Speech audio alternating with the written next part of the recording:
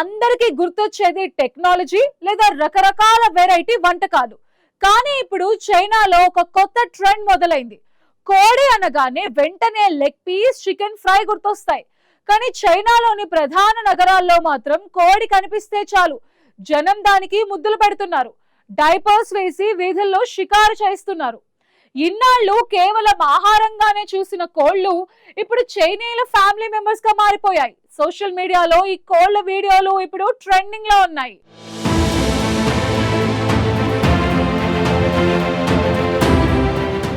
ప్రపంచాన్ని ఎప్పటికప్పుడు కొత్త ఆలోచనలతో, సాంకేతిక పరిజ్ఞానంతో ఆశ్చర్యపరుస్తూ ముందుకు దూసుకుపోతున్న చైనా ఇప్పుడు మరో విభిన్నమైన ట్రెండ్ తో అందరి దృష్టిని ఆకర్షిస్తోంది. సాధారణంగా మనం కోళ్లను ఆహారానికి ఉపయోగించే జంతువులుగానే చూస్తాం. కానీ చైనాలో మాత్రం పరిస్థితి కొంచెం డిఫరెంట్ గా కనిపిస్తుంది. అక్కడి ప్రధాన నగరాల్లో కోళ్లు ఇప్పుడు పెంపుడు జంతువులుగా మారిపోతున్నాయి. అది కూడా సాధారణంగా కాదు, చిన్నపిల్లల్లా చూసుకుంటూ వాటికి డైపర్లు వేసి వీధుల్లో తిప్పుతూ సోషల్ మీడియా స్టార్లుగా మార్చేస్తున్నారు.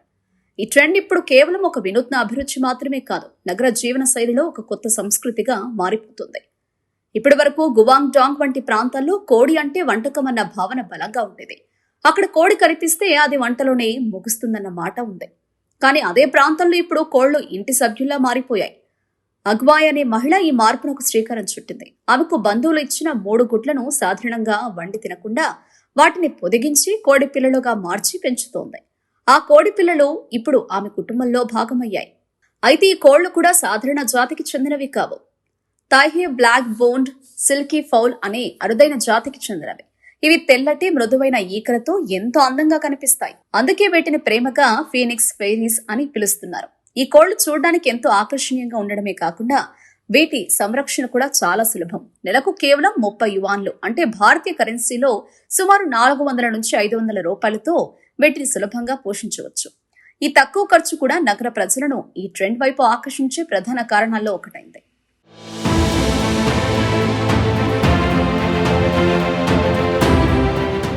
ఈ కోళ్లకు కూడా భావోద్వేగాలు ఉంటాయని వాటి యజమానులు చెబుతున్నారు. జియాంగ్సు ప్రాంతానికి చెందిన ఒక వ్యక్తి తన కోడి పుంజు తన భావాలను అర్థం చేసుకుంటుందని, కళ్లతోనే తనతో కమ్యూనికేట్ చేస్తుందని చెప్పారు. మనుషులు, జంతువుల మధ్య ఉండే భావోద్వేగ అనుబంధం ఇప్పుడు కోళ్లతో కూడా ఏర్పడుతుందని అక్కడి స్థానికులు చెబుతున్నారు. సాధారణంగా కుక్కలు, పిల్లులు, చిలుకలు వంటి పెంపుడు జంతువులలో మాత్రమే ఈ అనుబంధాన్ని చూస్తాం.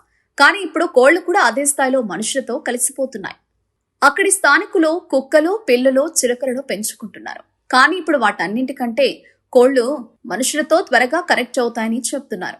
నగరాల్లో ఒంటరితనం పెరుగుతున్న ఈ రోజుల్లో మనుషులు తమకు తోడుగా ఉండే జీవులను వెతుకుతున్నారు.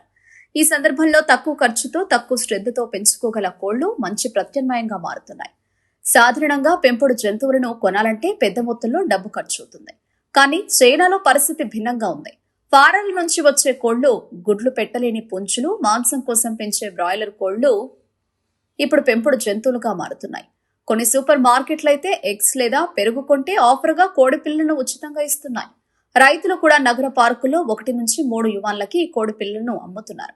దీంతో చాలా తక్కువ ధరలో ఈ కొత్త ట్రెండ్ అందుబాటులోకి వచ్చింది.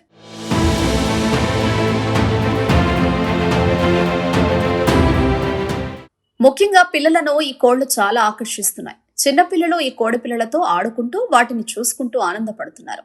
ఈ ప్రక్రియలో వాళ్లలో బాధ్యతాభావం కూడా పెరుగుతుంది. ఇదే సమయంలో పెద్దవాళ్లు కూడా ఒత్తిడి నుంచి బయటపడేందుకు ఈ పెంపుడు కోళ్లను ఒక రకమైన థెరపీగా ఉపయోగిస్తున్నారు.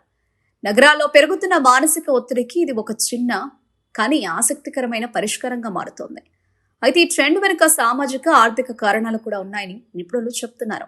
పెంపుడు జంతువుల ఖర్చులు పెరగడం, సమయం లేకపోవడం, చిన్న ఇళ్లలో పెద్ద జంతువులను పెంచడం కష్టమవడం వంటి సమస్యలున్నాయి. నేపథ్యంలో కోళ్లు ఒక సరళమైన, తక్కువ ఖర్చుతో కూడిన ప్రత్యామ్నాయంగా మారాయి.